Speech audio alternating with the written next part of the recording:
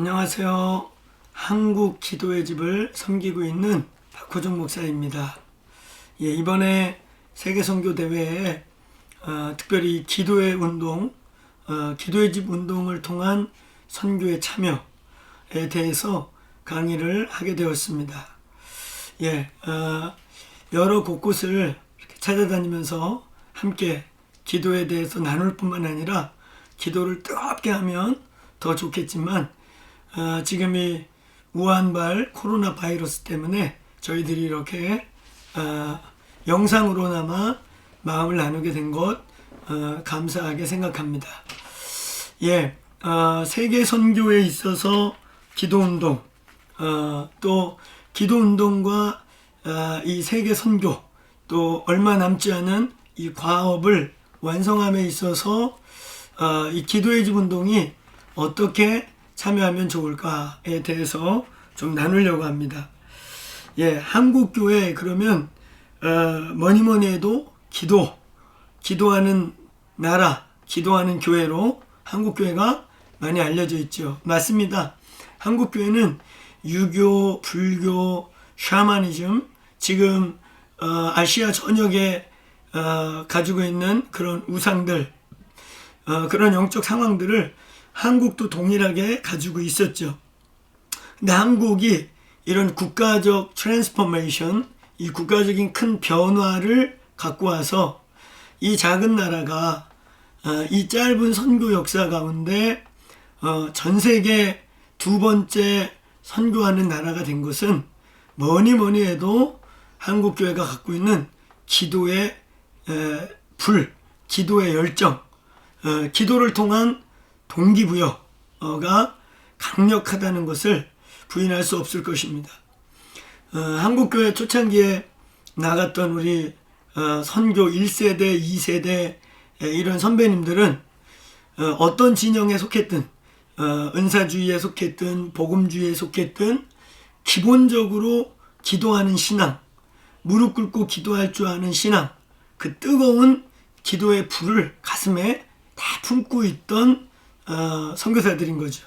그래서 어떤 면에서 그 기도의 불, 기도의 그 뜨거움 때문에 우리 한국 선교사들이 남들이 못 가는 곳, 남들이 피하는 곳, 남들이 안 가려고 하는 곳도 서슴없이 갈 수 있었던, 때로는 좀 지나치다, 막 좀 무식하다 할 만큼 그렇게 선교할 수 있었던 열정은 기도의 운동, 그 뜨거운 기도를 통한 부흥을 경험했던 결과라고 말할 수 있겠습니다.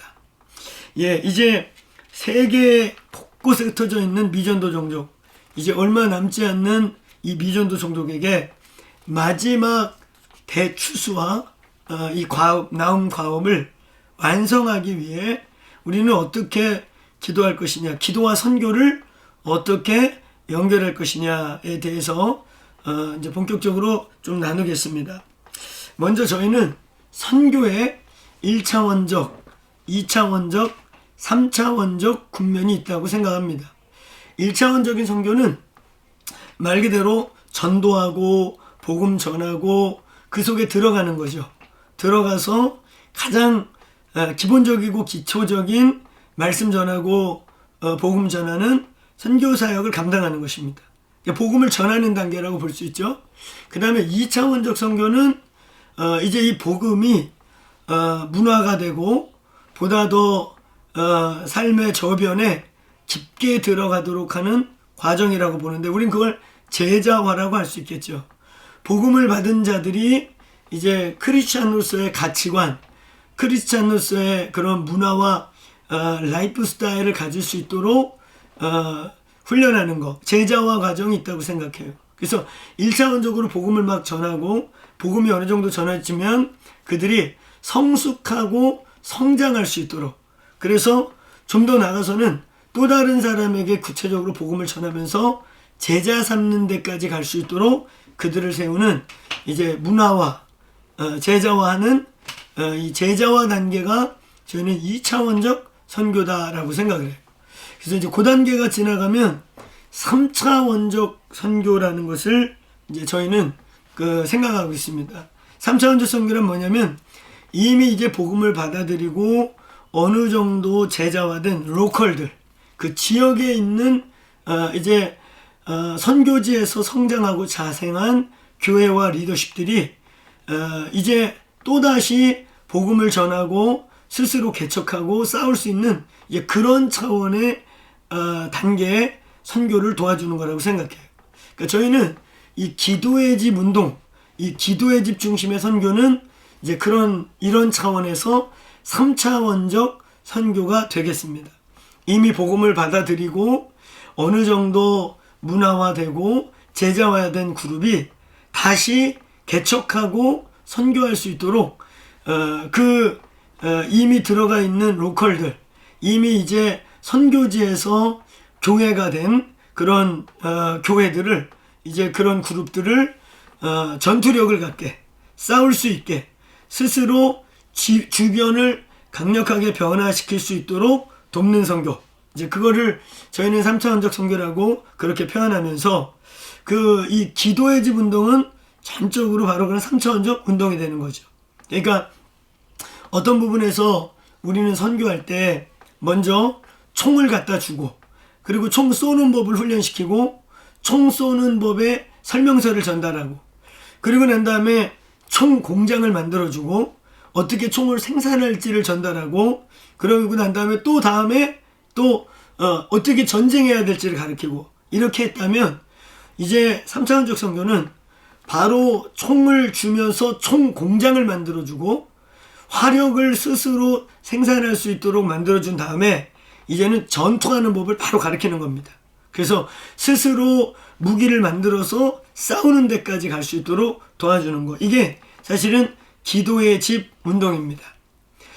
이제 세워진 로컬들, 세워져 있는 많은 이제 지역 선교지의 현지 교회들, 현지 로컬들과 현지 리더십들이 스스로 싸울 수 있는 에너지, 스스로 싸울 수 있는 그런 이제 영적 무기들을 공급하는 게 바로 기도의 집 운동이라고 말할 수 있습니다. 그러니까 이미 세워진 교회들, 복음을 전해서 들었고 어느 정도 제자화되고 훈련돼서 이제 뭔가 싸우고 싶어하고 싸우려고 준비된 그 교회들을 기도의 집으로 바꾸는 거예요. 그래서 기도와 예배와 기도를 통해 리바이벌을 경험하고, 그 리바이벌을 통해서 아주 강력하게 그 선교지를 스스로 자체적으로 부흥을 일어나도록 돕는 것입니다. 한 민족이 바뀌고 한 국가가 변하는 선교적 열매를 보려면 반드시 선교지에서 지도력이 일어나야 되고, 선교지에서 리바이벌리스트가 부흥을 경험한 자들이 일어나야 되는 거죠. 한국교회가 이 짧은 시간에 어마어마한 부흥, 교회가 늘어나는 걸 넘어서 민족성이 바뀌고, 오늘날의 한국, 전 세계에 이렇게 한류의 열풍을 일으킬 만큼 100년이 채 안 되는 시간 안에서, 그 짧은 시간 안에 어마어마한 일을 이룰 수 있다는 것도 현지 지도력들, 한국인들 안에서 강력한 복음 전도자, 강력한 부흥의 사람들이 일어났기 때문에 가능한 것이죠. 이 기도의 집 중심의 선교, 이미 복음이 전해지고 어느 정도 제자화돼서 뭔가 싸우려고 하는 이런 교회들이 스스로 부흥을 경험하는 것, 그 교회 안에서 막 영적 돌파가 일어날 때 거기서 이제 현지 지도자들이, 강력한 부흥의 사람들이 일어난다고 믿습니다. 그리고 결국은 그들을 통해 그 나라가 다시 1차원적, 2차원적 복음이 증거되면서 나라가 바뀌는 것까지 갈 수 있다고 믿는 것입니다. 자, 오늘 여러분, 이제 얼마 남지 않은 과업, 얼마 남지 않은 선교지의 가장 큰 특징은 이슬람과 대부분이 힌두 지역이라는 거죠. 이슬람, 힌두, 혹은 힌두에서 파생된 불교권인 거죠. 그래서 이 이슬람과 힌두를 어떻게 뚫어낼 것이냐, 이 견고한 진. 근데 이 이슬람과 힌두의 특징이 있는데요, 많은 선교 전문가들이 이슬람의 신학적 특징, 이슬람의 무슨 문화적 특징, 힌두교가 갖고 있는 신학적 특징, 종교적 특징, 이런 걸 많이 말하는데요, 그냥 단순하게 말하면 이슬람과 힌두는 기도와 예배와 기도에 가장 오리엔테이드 되어 있는 양대 종교입니다. 그러니까 여러분 보세요. 이슬람과 힌두는 목숨 걸고 예배합니다. 그리고 아주 막 극단적인 그런 극단적인 예배를 드리는 거예요. 목숨 걸고 제물을 바치고 어마어마한 막 짐승 어마어마한 그 극단적인 희생을 막 드리는 그런 예배. 하루에 5번 1년의 시즌별 강력한 기도회. 이런 어마어마한 기도와 예배로 그냥 아주 오리엔테이드 되어 있는 양대 종교가 이슬람과 힌두인 겁니다.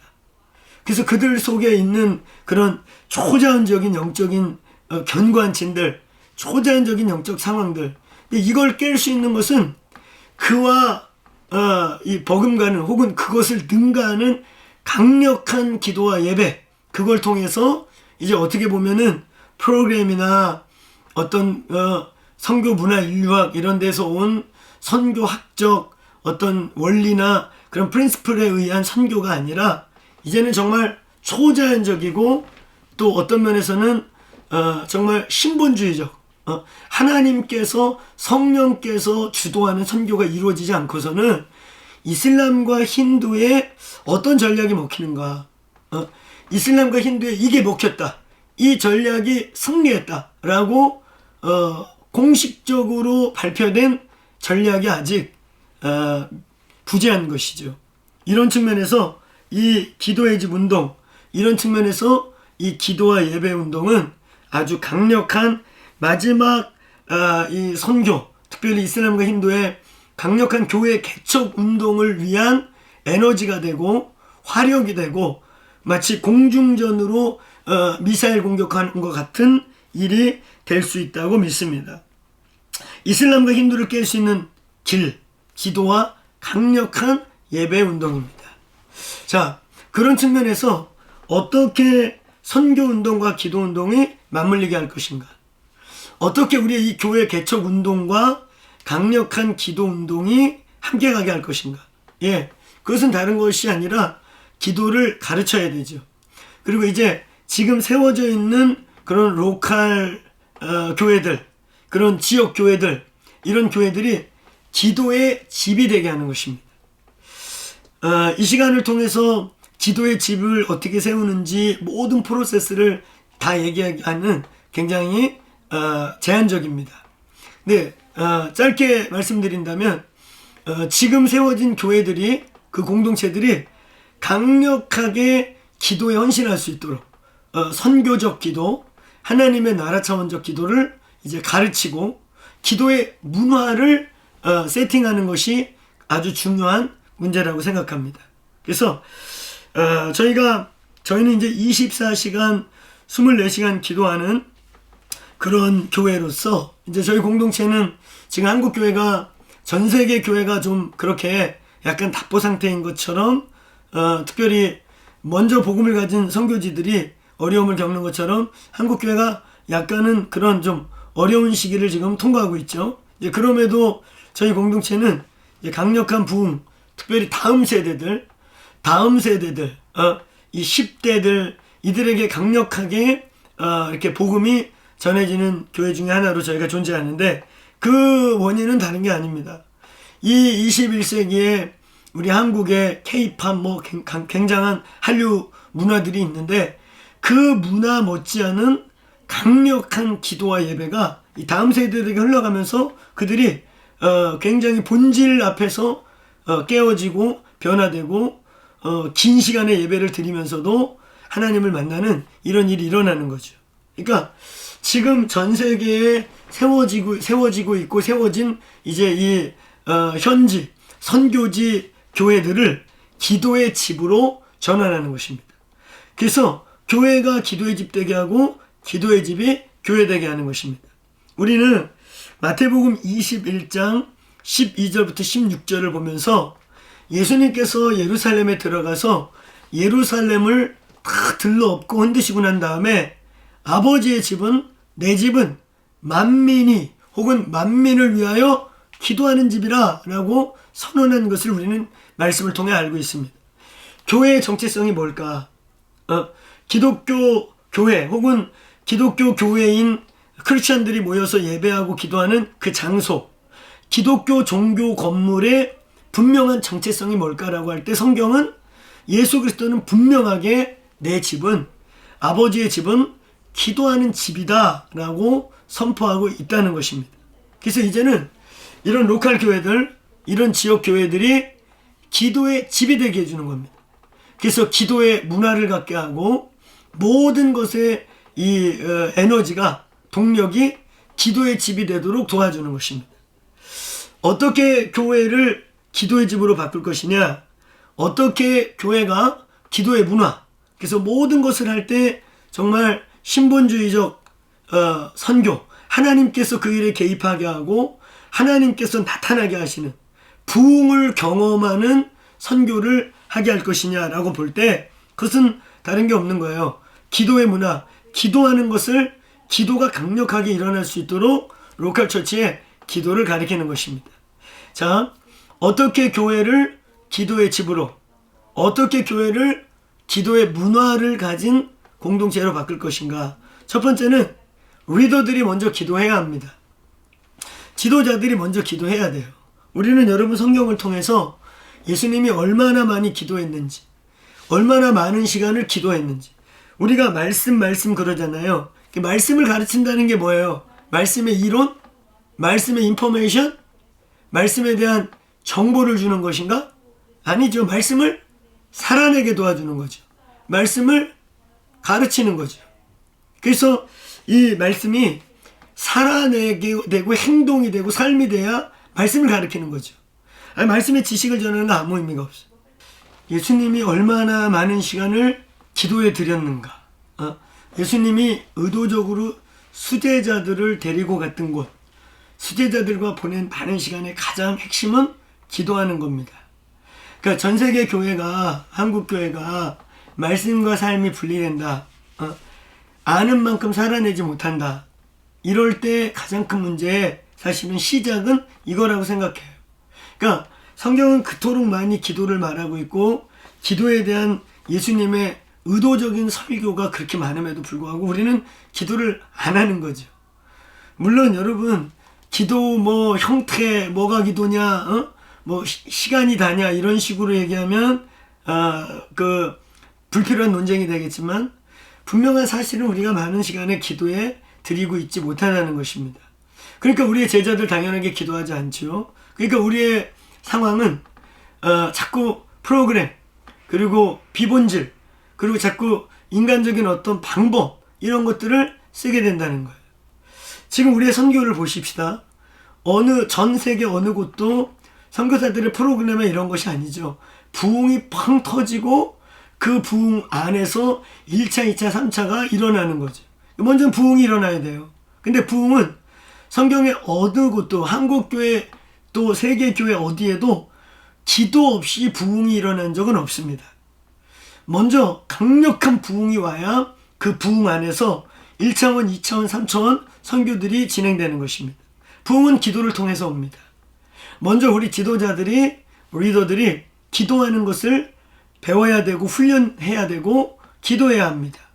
그 다음에 두 번째는 어떻게 우리 공동체를 기도의 집으로 바꾸면서 기도의 문화를 갖게 할 것이냐. 두 번째는 기도의 아주 건강한 훈련과 티칭이 필요한 거예요. 그러니까 기도하는 스쿨들이 만들어져야 됩니다. 기도를 가르치고 실제로 기도를 할 수 있고, 근데 기도를 또 많이 하는 것도 중요하지만, 열심히 하는 것도 중요하지만, 무엇을 기도하느냐, 왜 기도하느냐, 어떻게 기도하느냐도 굉장히 중요한 문제인 거예요. 그래서 기도가 정식으로 가르쳐지는 기도 스쿨들이 세팅돼야 됩니다.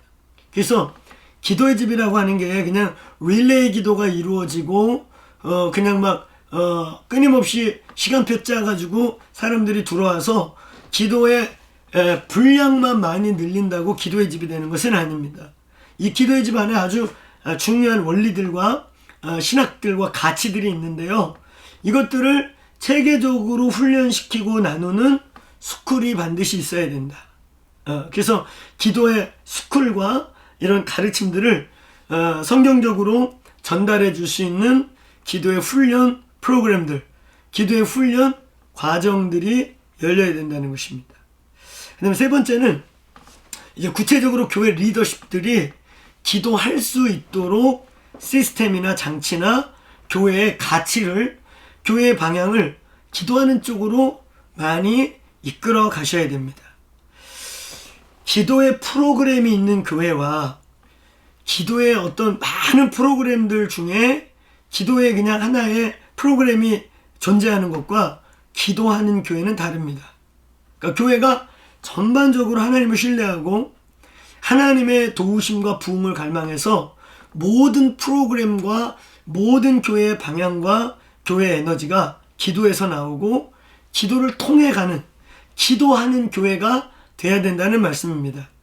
기도하는 교회와 수많은 프로그램 중에 기도 프로그램이 하나 세팅된 교회는 정말 달라요. 기도하는 교회, 이제 그런 교회를 만들 때, 교회 방향성이 그렇게 나아갈 때 정말 전 세계 가운데 이 이슬람과 힌두 강력한 기도의 예배에 오리엔테이드 되어 있는 이 마지막 두 대적을 깨뜨릴 수 있는 하나님의 역사, 부흥이 일어날 거라고 믿습니다. 자, 이제 이 마지막 때에 어떻게 기도운동과 선교운동이 연합할 것인가? 기도운동과 선교운동이 연합한다는 많은 얘기들 중에 제가 가끔 보면 재미난 건 이런 거예요. 그냥 기도하는 단체, 자, 중보기도하는 단체, 니네는 열심히 기도해라, 공중전. 그래서 니들은 미사일 쏴주고 무전기 받으면 어디에 폭탄 쏴줘라. 그럼 미사일 쏘고 와서 폭격하고 가는 거. 예, 그럴싸해요. 그래서 공중부대는, 공군은 공중 지원하고 우리 육군은 육군 지원한다. 그러면서 기도를 안 하는 것을 합리화시켜요. 아, 기도는 저쪽 공군 부대가 하는 거야. 그리고 공군 부대가 지원해주면 돼. 우리는 보병이야. 열심히 가갖고 싸우고 총 쏘고 이러면 돼. 공중 지원 끝난 다음에 우리가 싸우면 돼. 이렇게 말해요. 근데 이게 얼추 맞는 말인 것 같지만 아닙니다. 기도와 선교가 만난다는 것은 기도하는 사람들은 앉아서 기도만 하고 가서 전도하고 가서 성경 공부시키는 사람들은 그것만 하고, 그건 아니에요. 같이 가야 되는 거예요. 같이 가야 된다는 건 뭐냐면 기도하는 그룹도 선교를 배워야 합니다. 기도하는 그룹이 선교해야 되는 거죠. 그리고 동시에 이제 선교하는 그룹도 기도를 배워야 합니다.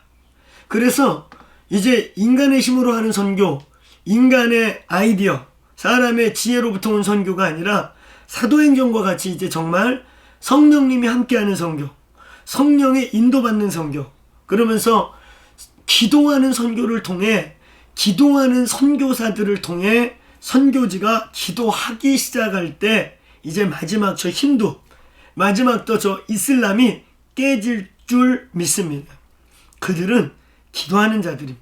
그들은 목숨을 걸고 예배하고 어마어마한 희생과 갑질을 하면서 기도와 예배에 오리엔테이드 되어 있고 그 속에서 정말 초자연적인 세계가 열리기도 하고 초자연적인 세계를 가지고 우리에게 대적해 옵니다.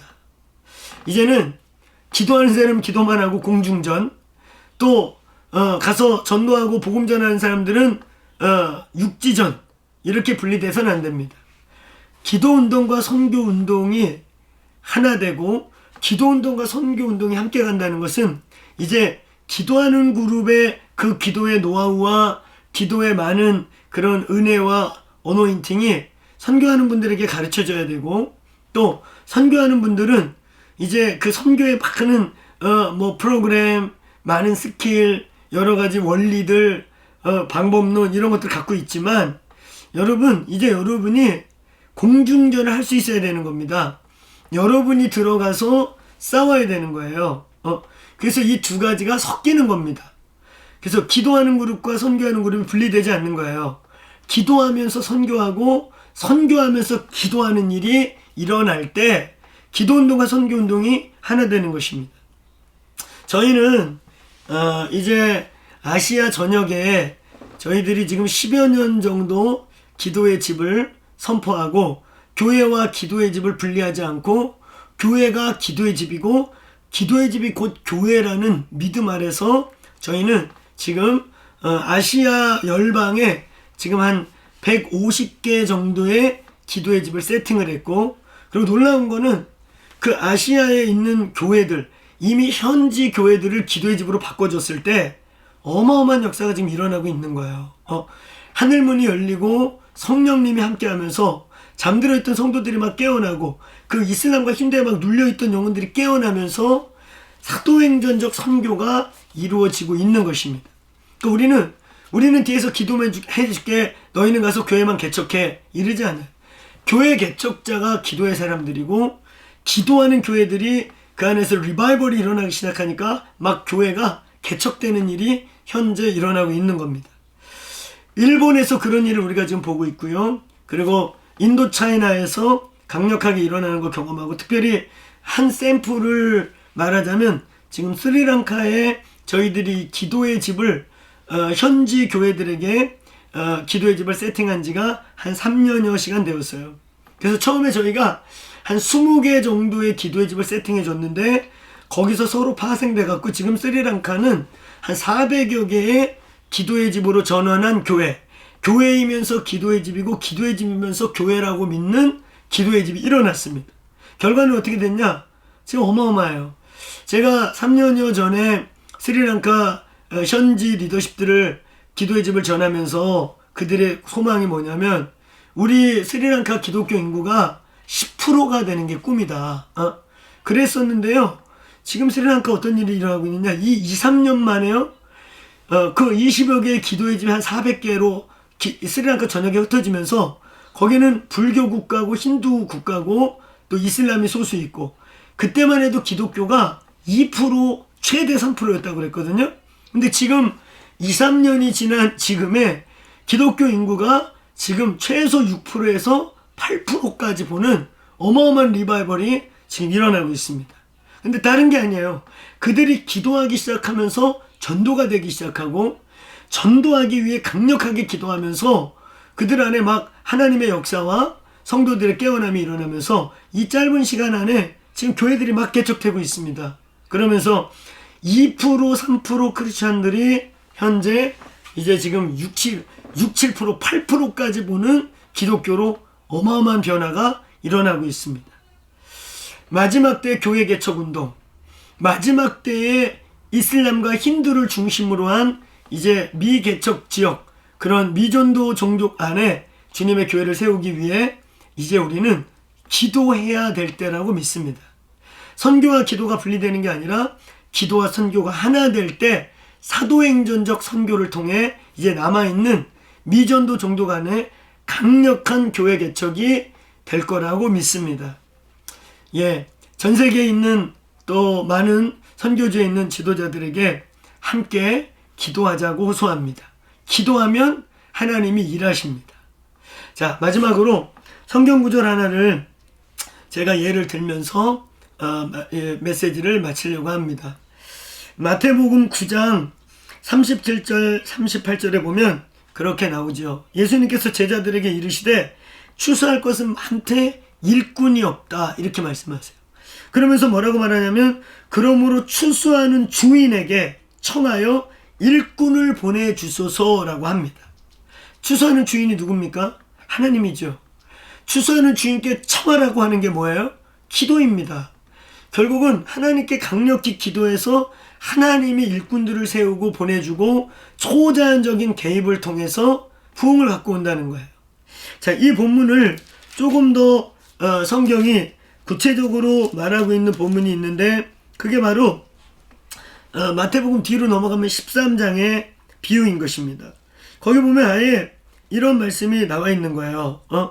여기도 똑같이 추수하는 주인이 하나님이시고 그 하나님이 추수하는 날에 하늘에서 추수하는 천사들을 보내서 그들이 그냥 수많은 추수를 직접 이룬다는 거예요.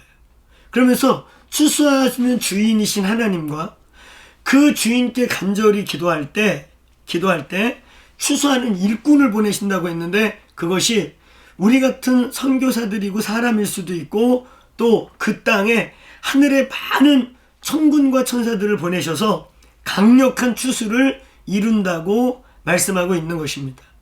추수하는 주인께 추수의 주체이시고 선교의 주체이신 성령님께, 하나님께 교회가 해야 할 일은 강력하게 기도하는 일이라고 믿습니다. 자, 이제 선교운동과 기도운동, 기도운동과 선교운동이 하나 돼서 얼마 남지 않은 마지막 미전도 종족 모든 한부족까지에게 주의 복음이 강력하게 전해지기를 간절히 소망합니다. 사랑합니다. 축복합니다.